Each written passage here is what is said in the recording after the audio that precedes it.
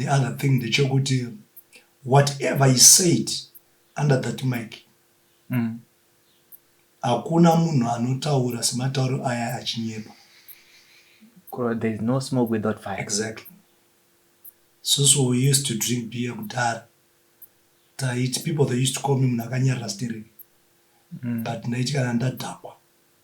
Yeah. Ndaitaura chokwadi zvese. Saka stanzi raakaita reri, it means ichokwadi. But platform yaakashandisa, it's wrong. It's wrong. There is an element of truth in whatever Holy said. Yeah. Where people might try to brush it aside. And chokwadi truth has no age, and the truth no respect. Okay. Yes, that's the honest truth. Chokwadi achina zera. Chokwadi achina rukudzo. Welcome to the show.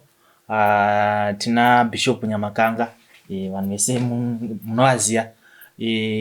Nhasi tauya nenyaya yamujaya Holy 10. Hatifungoti pana asiri kuziva zviri kuitika, ari kupisa mumastreets. Ndiye akazara pasocial media zvamanje manje, ndiye ari kurira. Welcome Bishop. Thank you so much. Thank you so much. Yeah, welcome.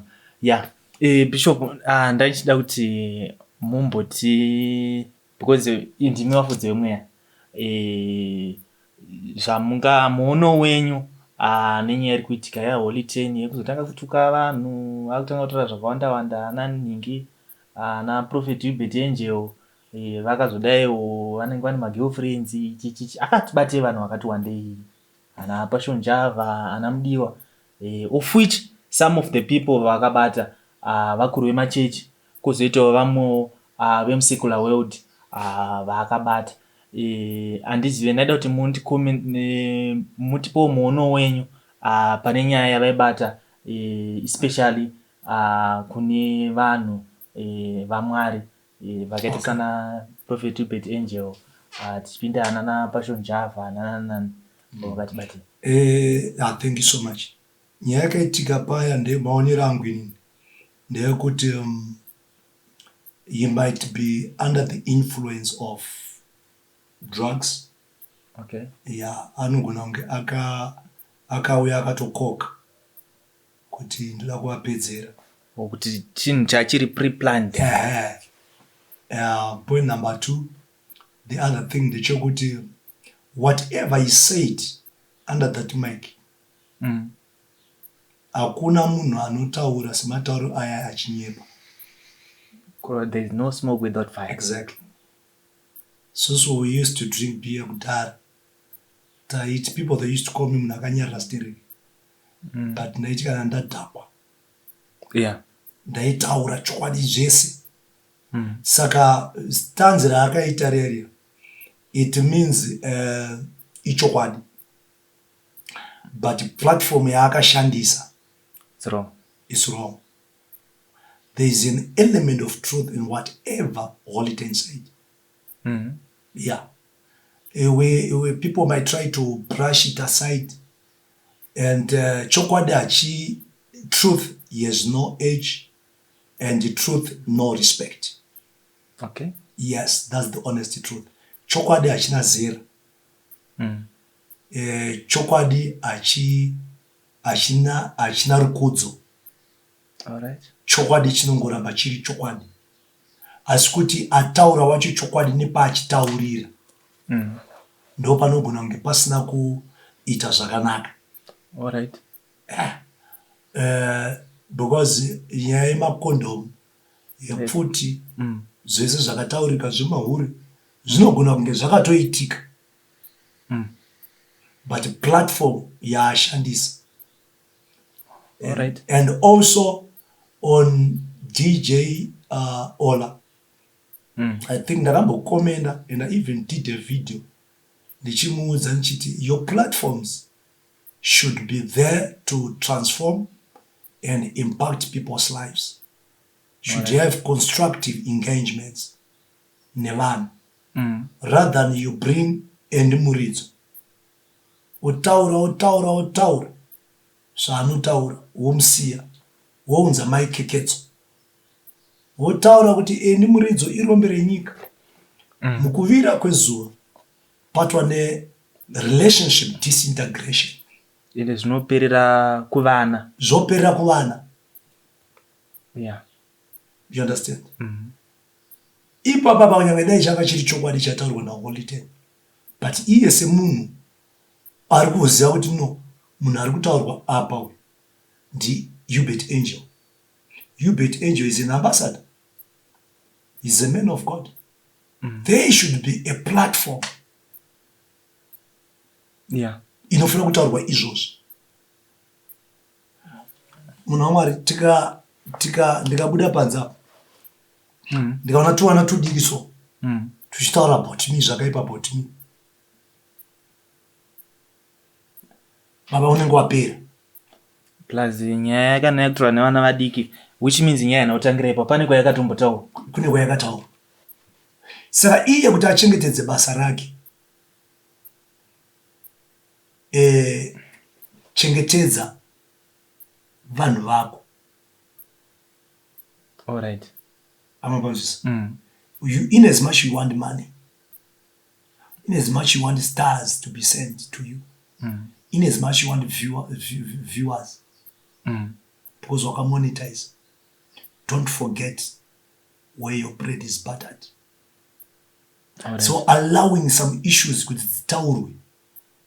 So only not to say no, you go kwenda uyiga akusiko. Cut and divert.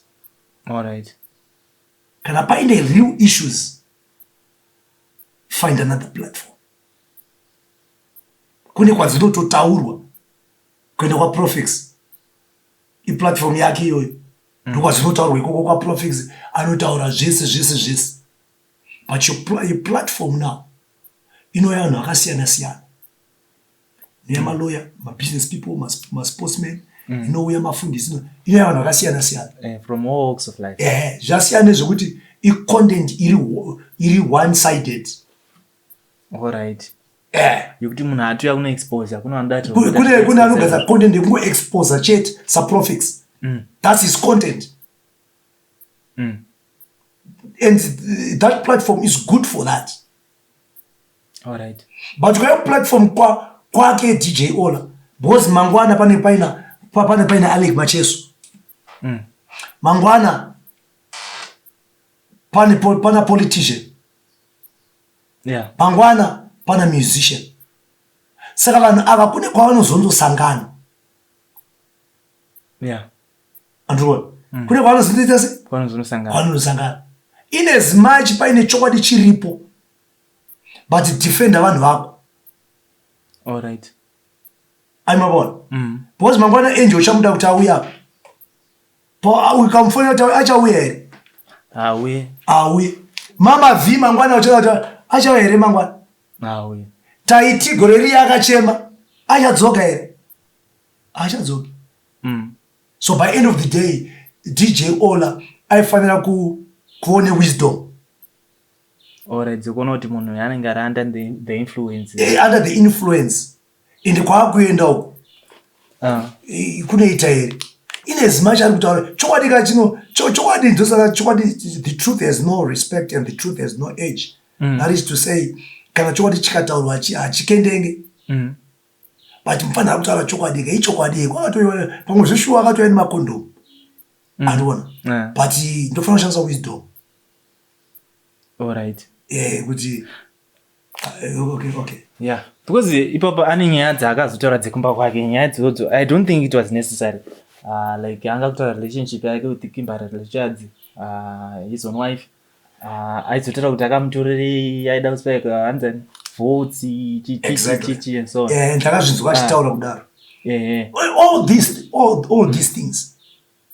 Because mfano we any marriage, we would want his marriage to be on the rock. Yeah. You understand? So if you're a leader, because he's a leader, here DJ Olla. You understand? Because he's leading people into conversation. But by end of the day, I was offering kuona marriage yemfana yapanyika.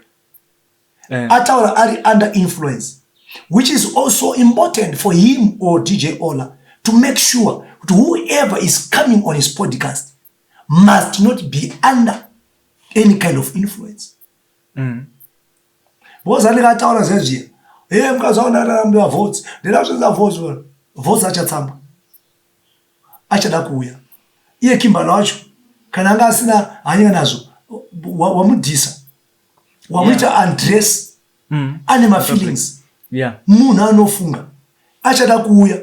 Kuda kutaura zvako zvese. Even my in-laws manje. Even my in-laws vanate zvara vanatsano. Andikuona. Saka mukuvira kwezvo there is family disintegration.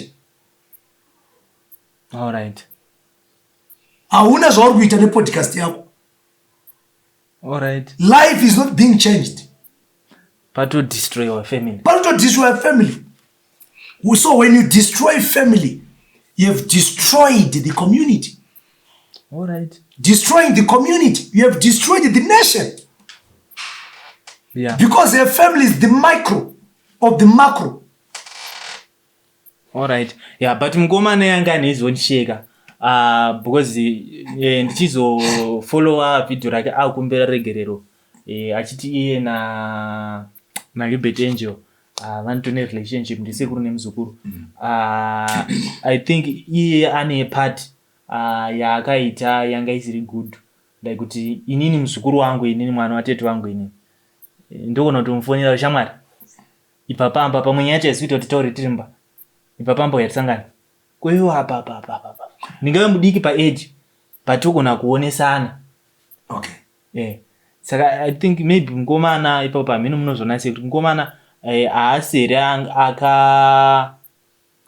akanotora chinhu ichi chekutaura zvaangel. Yo anga ari suppose maybe kutaura pa private platform yavanogona ngo. Zvandikutaura kakuti still we hold Olla responsible.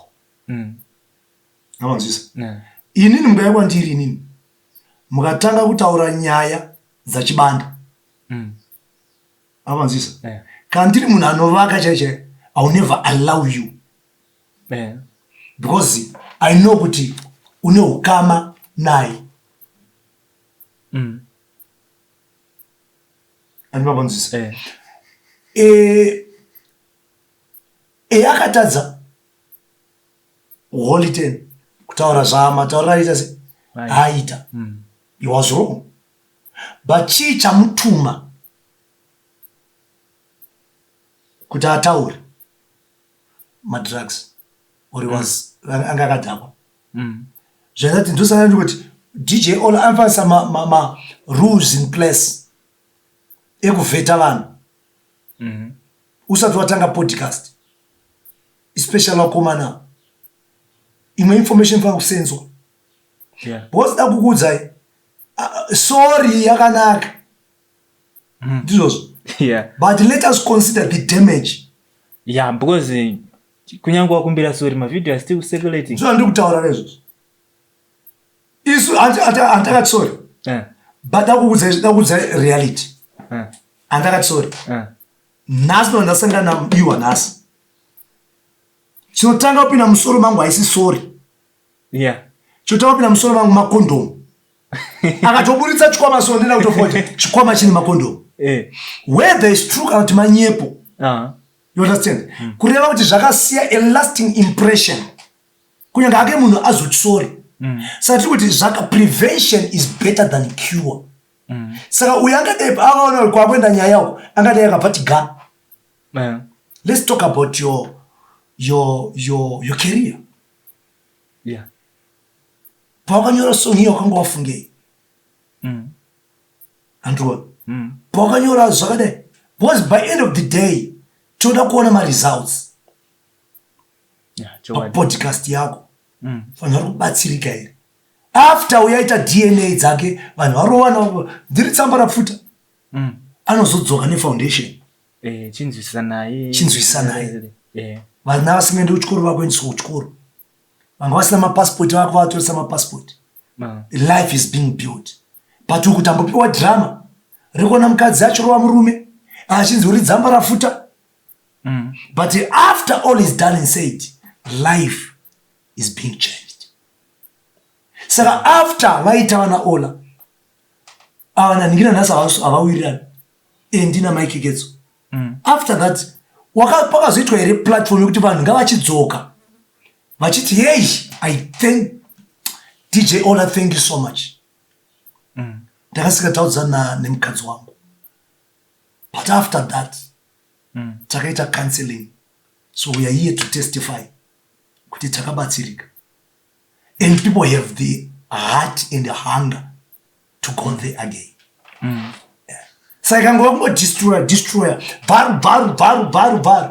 Yeah. The brand that you might be saying you are building, indirectly, you might be destroying it. All right. Yes, that's my comment on this. Yeah, thank you so much, Bishop. Yeah, tabatsirika. Takutoona zvinhu nomwe muono. Because pamwe pacho patinochiona zvinhu hatizonyatsopinde into detail kuti tinyatsonzwisisa kuti zvii zviri kunyatsoitika ende chii chingava chiri behind chekuti pamwe chisiri kunyatsooneka, but tinofara kuti maedza kunyatsotsanangura fanika pamatarano ye-constructive conversation. Exactly. Pakakoshesesa zvikuru zvinoita kuti nyika yedu tirambe takabatana, zvinhu zvedu zvichiendeka zvakanaka. Kana uri munyowani pano paLife Prime Television, gara wangu subscriber, wolaika, ayo komenda akurambidzwe. Taurai zvamunofunga mucomment section. It's bye bye for now.